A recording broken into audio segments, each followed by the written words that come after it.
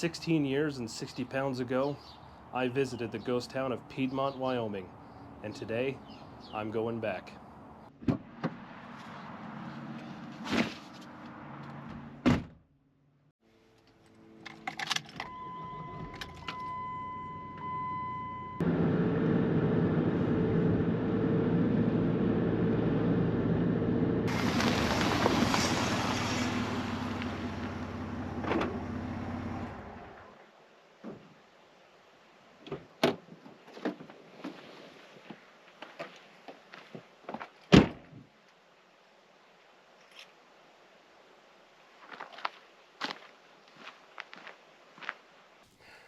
Well, here we are, back in Piedmont. So, the remnants of the town are behind me and in front of me. So the town was on this side of the road, and a lot of it was on this side of the road. That house right there, it's really neat. It's really stood the test of time. So let's go have a look. So back in 2008, I got really into ghost towns. Moved away from home, had a car, and so I made an effort to visit every ghost town I could within about a day's journey from my home in Salt Lake. And Piedmont really stood out to me because a lot of the ghost towns you'd come across were just rubble, remnants. There wasn't much there, and I was really interested in dilapidated old buildings. And so Piedmont had a really good offering of a lot of buildings. So the road that comes in and through town here, that is the original 1869 Transcontinental Railroad grade. And that was a railroad right up until 1902, when this town was bypassed with the construction of the Alpine Tunnel. So the town was existed on this side of the road, and of course on this side. So let's check out this house here. Looking up at the I don't know what you call it, a canyon in the roof.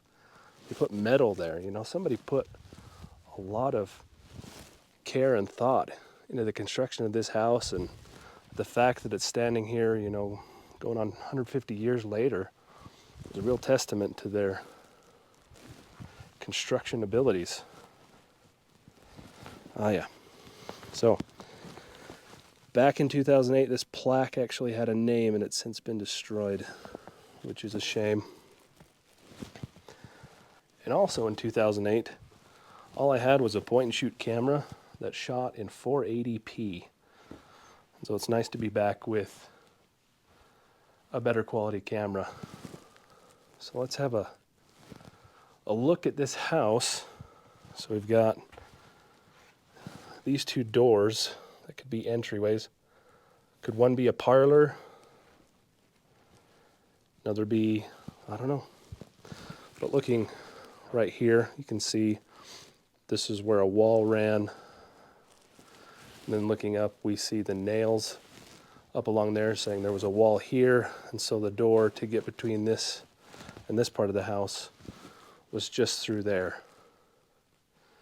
And I'm not seeing any holes or anything for stoves. You know, like up on the wall, you'd usually see like a hole and a little brick stack where the stovepipe would go up and out. But I'm not seeing that. Oh, okay. So if we look up right there, there's that hole. That's where the chimney would have been. So either they would have directed a stovepipe up and over, or they'd have just had a chimney or a stove right in the room. Well, it looks like there was another wall through here as well, so there would have been a door. And then two exits through here. We've even got some of the molding left. Look at that cracked paint. Very artistic.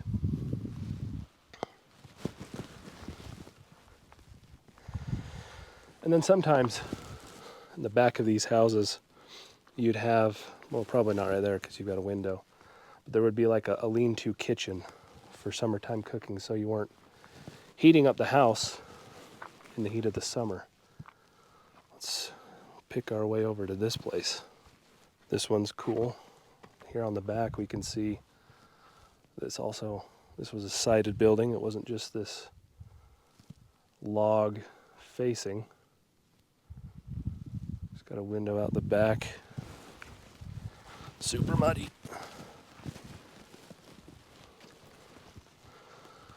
I'm pretty sure the roof was still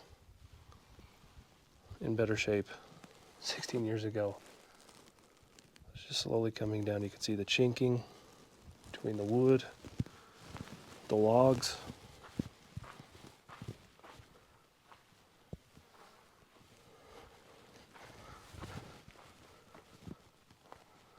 Had some kind of stucco facing on this end. Holy cow. This looks like the roof has just been peeled off, perhaps by an intense windstorm or something like that. It just gives us a chance to look at the shingling. Just thin slats of wood. But again, also a very well-constructed house. I wonder what this notch was for. Why was that carved? Wow, this one had a plaque as well.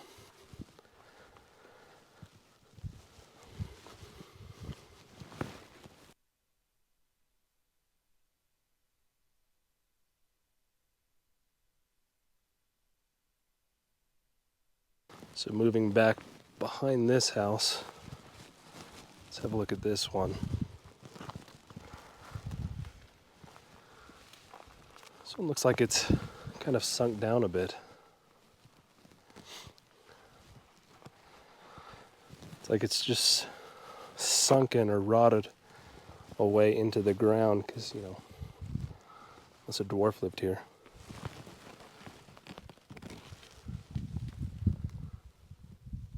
Just very primitive. I mean, there's a window, just one window. But it was good enough for somebody out here. Looks like a cow got caught on the nail, probably scratching or something. Another very simple cabin with just a tiny window over there. But it looks like it was wide, so maybe this was a barn or something, or a shed for animals. Because you've just got these logs up here, so you know, the craftsmanship's nowhere near. Okay, so I think I see what's going on here. We've got individual properties, and then we've got their respective sheds and things for animals, chickens, I don't know, pig, whatever they wanted, I guess. So you've got properties that are fairly deep, which was pretty common in the 19th century. And looking over here, this is very clearly a barn.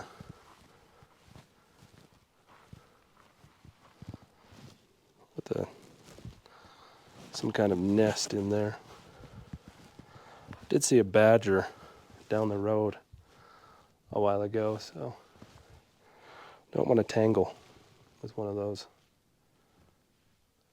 But this looks like it was just rough cut logs that were just kind of squashed together and nailed in places, you know, like chunked up and just kind of nailed in. I guess I'm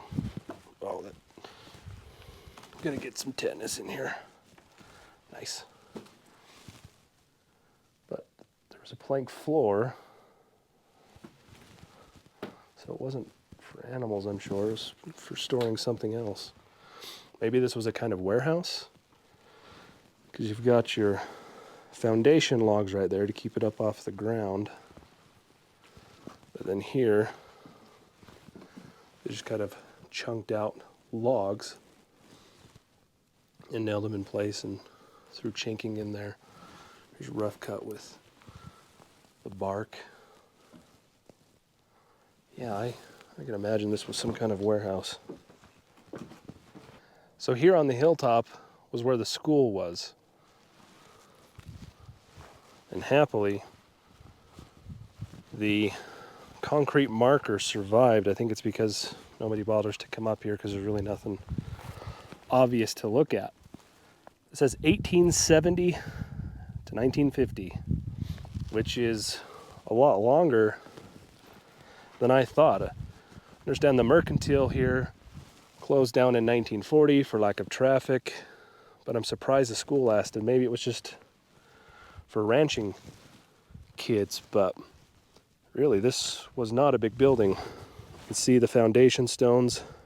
They run through here, and I think they corner right here and then go back, because we can see that big chunk right there, and then there's some concrete, and I think it just comes back this way. So it really was not a very big school at all. But of course, when you're this small of a town and community, you don't need something very big.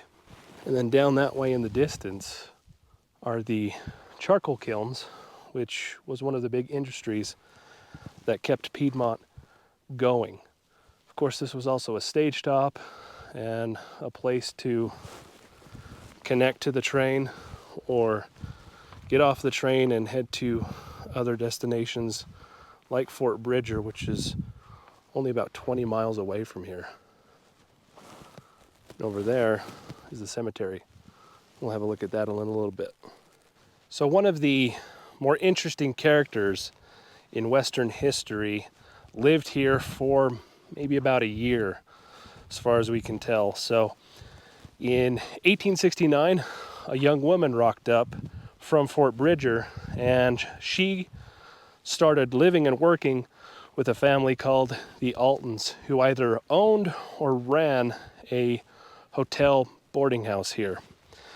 Now, this young woman's name was Martha Canary, if I remember correctly, but she's more famous under the name Calamity Jane. And so by age 13, when she arrived here in Piedmont, she was orphaned. And so she was just making her own way in the world. She was unruly, and of course community members tried to sort of straighten her out. Mrs. Alton especially, it's said that she had a babysitting job here, and she was fired from that job after it got round that she was carrying on with soldiers who were passing through the area. So she just really didn't fit into feminine society up here. It's also said that her father died here. There's no evidence of that. That's not true. And the reason why we know that Calamity Jane was up here was the 1870 census happened that year. And so she was found living with the Alton family here at the age, she said 15, but we know that she was right about 13 at that point in her life. And it was just a few years after that she turned up in Deadwood, where she became known as Calamity Jane. So we're over here on the other end of town with, well, there's this barn there, and then this bigger barn here. It's quite tall. Of course, it might also have been a warehouse at one point too, just because you did have to ship things on the railroad. Things were shipped here on the railroad, and you had to deposit them for families. You know, I'm just saying it might have been a warehouse. But the construction's kind of neat, where you've got that straight siding there, and the logs below. There is an indication that this was sided like one of the houses over there. Oh, this probably was a barn, because you can see the feed troughs right there, right along the wall. So I should have had a peep before opening my mouth. But again, this is something I think was intact.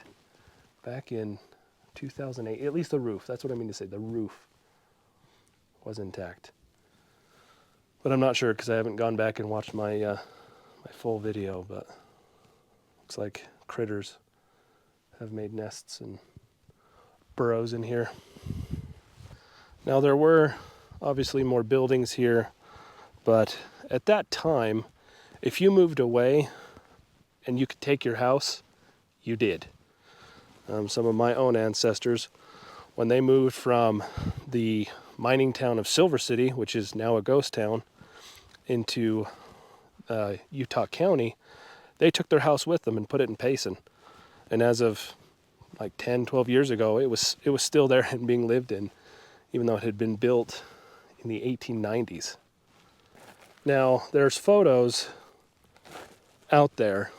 I don't, unfortunately, have a copy of them, but you can see them on another YouTube video called, I think it's from the channel Ghost Towns and More.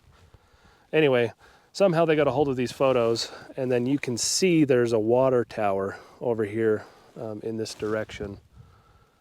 And with the one single map of the town that is available online, at least it's easy enough to find, it says, I think it says the depot was down here, but then there was a roundhouse up on the other side of these houses. I really tend to doubt there was a roundhouse here, at least in the place where they are saying there was one. And the reason for that is they leave very distinctive scars in the landscape. I've been to the ghost town of Terrace, also a Transcontinental Railroad town, and it had a large roundhouse. I think it had 6 or 8 bays. And you can go on Google Earth and search Terrace, Utah, and on the west end of town, you can see the circular hole where the pivot table was, and then the holes in the ground, the rectangular holes in the ground where the bays were. And so you would expect to see something like that here in Piedmont if there was in fact a roundhouse, but we just don't see that. So just to orient you, we were up here, the schoolhouse was there, the barns are over here. Now this is the Transcontinental Railroad grade where the train would have run. I think the depot would have been down there somewhere, but I might be wrong. But looking here in the landscape, I don't know if you're going to be able to see this too well in the video, but there's a bump right there. And I wonder if that's, now I'm not good on my railroad terminology, but I wonder if that's like a siding or some space where you could bring a train up here and then back it up, you know, to get it off the main track. I'm not sure, but it's an interesting bump in the landscape. Here we've got the charcoal kilns. These are to turn wood into charcoal. So you're going to have quite a lot of heat in that process. And this is separated from the rest of the town over there in that it's land owned and controlled by the state. And this little creek ran through town, and it ran even at the time of when the town was actually alive and going. I'm sure it supplied locomotives with steam power.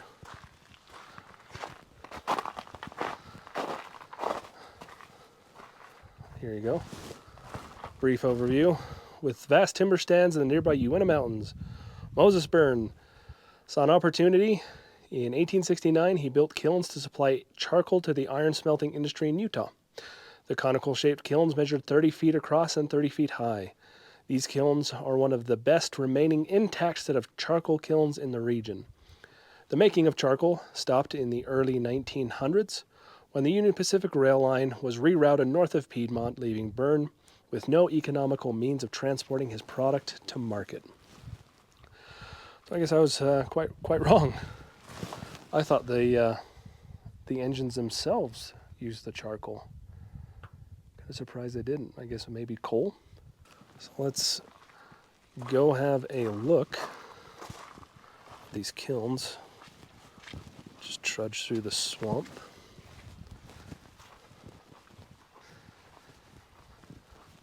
There's definitely been some preservation that's happened. These have been caulked, as it were.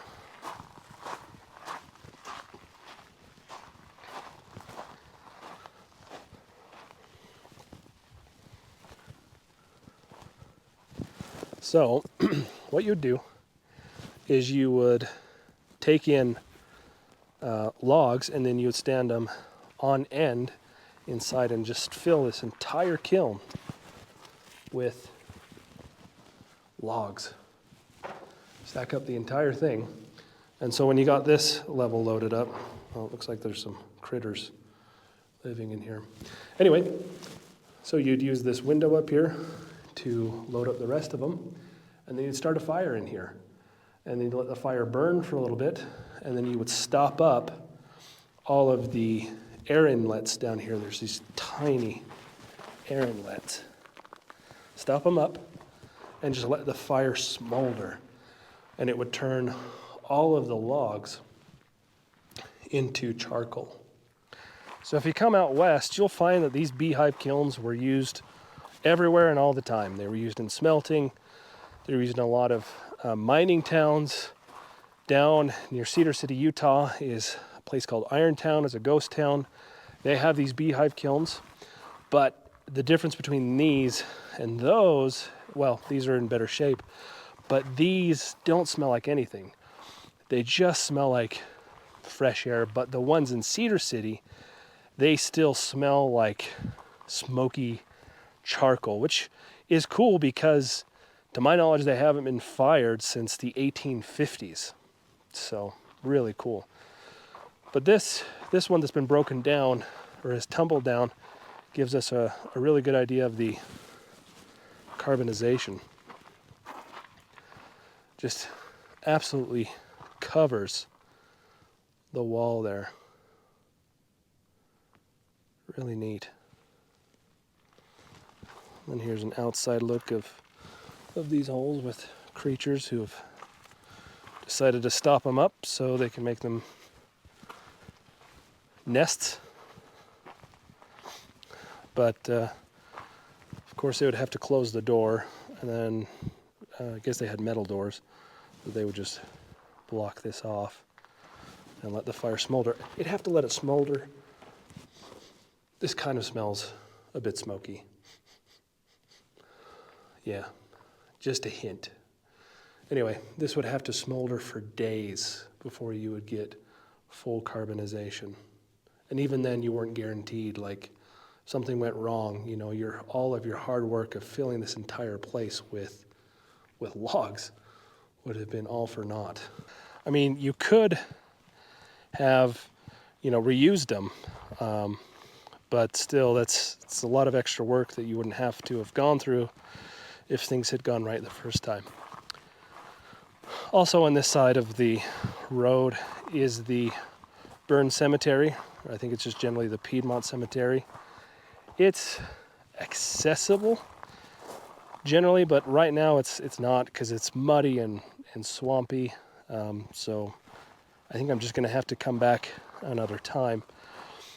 Moses Byrne, the guy who founded the town, he's buried up there with his wife Catherine. She is the reason this place was called Piedmont, because she came from the Piedmont region of Italy, and originally the town was called Bern, but that was too close to another place name, and so he changed it to Piedmont.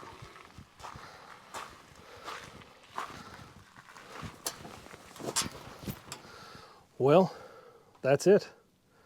I hope you like this little tour of Piedmont, Wyoming.